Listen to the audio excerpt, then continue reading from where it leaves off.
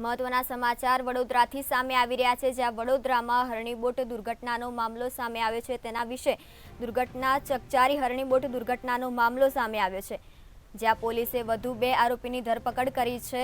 ધર્મિન શાહ અને દીપેન શાહ પોલીસના સકંજામાં છે। કોટિયા પ્રોજેક્ટ્સમાં બંને હતા ભાગીદાર તેવું પણ વિગત મળી આવી છે।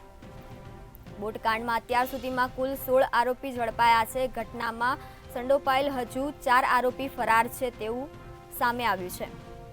પોલીસની વિવિધ ટીમ શોધખોળ હાથ ધરી છે। વડોદરાથી આ સમાચાર સામે આવ્યા છે, જ્યાં ચકચારી હરણીબોટ દુર્ઘટનાનો મામલો સામે આવ્યો છે, જ્યાં પોલીસે વધુ 2 આરોપીની ધરપકડ કરી છે, જેમાં ધર્મિન શાહ અને દીપેન શાહ પોલીસના સકંજામાં છે।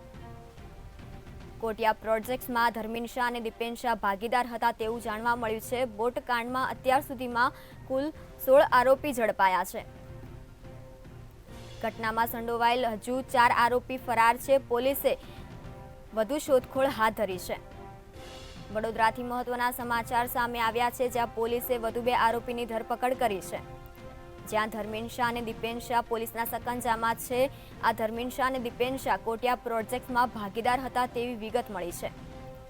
બોટકાંડમાં અત્યાર સુધીમાં કુલ 16 આરોપી ઝડપાયા છે। ઘટનામાં સંડોવાયેલ હજુ 4 આરોપી ફરાર છે। પોલીસની વિવિધ ટીમ કરી રહી છે વધુ શોધખોળ।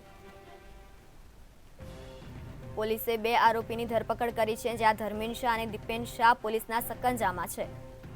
કોટિયા પ્રોજેક્ટ્સમાં ધર્મિન શાહ અને દીપેન શાહ ભાગીદાર હતા। બોટકાંડમાં અત્યાર સુધીમાં કુલ 16 આરોપી ઝડપાયા છે, જ્યાં ઘટનામાં સંડોવાયેલ હજુ 4 આરોપી ફરાર છે। પોલીસની ટીમે વધુ શોધખોળ હાથ ધરી છે। વડોદરાથી આ મહત્વના સમાચાર સામે આવે છે, જ્યાં પોલીસે ધર્મિન શાહ અને દીપેન શાહ 2 આરોપીની ધરપકડ કરી છે। કોટિયા પ્રોજેક્ટ્સમાં આ બંને આરોપી ભાગીદાર હતા તેવું જાણવા મળ્યું છે। બોટકાંડમાં અત્યાર સુધીમાં કુલ 16 આરોપી ઝડપાયા છે। ઘટનામાં સંડોવાયેલ હજુ 4 આરોપી ફરાર છે। પોલીસની વિવિધ ટીમ કરી રહી છે શોધખોળ। વડોદરાથી મહત્વના સમાચાર સામે આવે છે, જ્યાં ચકચારી હરણીબોટ દુર્ઘટનાને મામલે પોલીસે વધુ 2 આરોપીની ધરપકડ કરી છે, જેમાં ધર્મિન શાહ અને દીપેન શાહ પોલીસના સકંજામાં છે। આપણી સાથે સંવાદદાતા નિલેશ બ્રહ્મભટ્ટ જોડાઈ ગયા છે। તો આજે વડોદરા બોટ દુર્ઘટનાને મામલે પોલીસે વધુ 2 આરોપીની ધરપકડ કરી છે, શું છે વધુ વિગત? યશસ્વી હરણી તલાવ બોટ દુર્ઘટનામાં પોલીસે વધુ 2 આરોપીની ધરપકડ કરી છે, જેમાં ધર્મિન શાહ અને દીપેન શાહ પોલીસે ઝડપી પાડ્યા છે। ધર્મિન શાહ અને દીપેન શાહ કોટિયા પ્રોજેક્ટમાં ભાગીદાર હતા। અત્યાર સુધીને હરણી તલાવ બોટ દુર્ઘટનામાં 16 આરોપી ઝડપાયા છે। મહત્વની બાબત એ છે કે હજુ પણ 4 આરોપી ફરાર છે। પોલીસે વિવિધ ટીમો બનાવી અને આરોપીઓની શોધખોળ કરી રહી છે, પરંતુ જે ધર્મિન શાહ અને દીપેન શાહ પકડાયા છે એની સત્તાવાર જાહેરાત પોલીસ 5 વાગે પ્રેસ કોન્ફરન્સ દ્વારા કરશે। આજે વડોદરા કોર્ટમાં પરેશ શાહ અને ગોપાલ શાહને રજૂ કરવામાં આવ્યા હતા। એમના રિમાન્ડ પૂરા થાય છે એટલે હવે આગામી એમને જ્યુડિશિયલ કસ્ટડીમાં મૂકવામાં આવેલી વાત છે।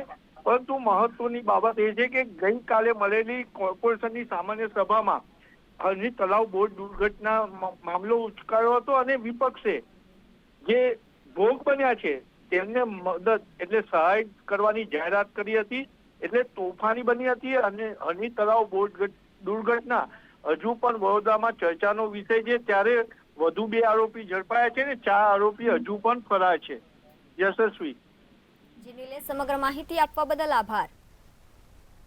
વડોદરાથી મહત્વના સમાચાર સામે આવી રહ્યા છે, જ્યાં ચકચારી હરણીબોટ દુર્ઘટનાને મામલે પોલીસે વધુ 2 આરોપીની ધરપકડ કરી છે।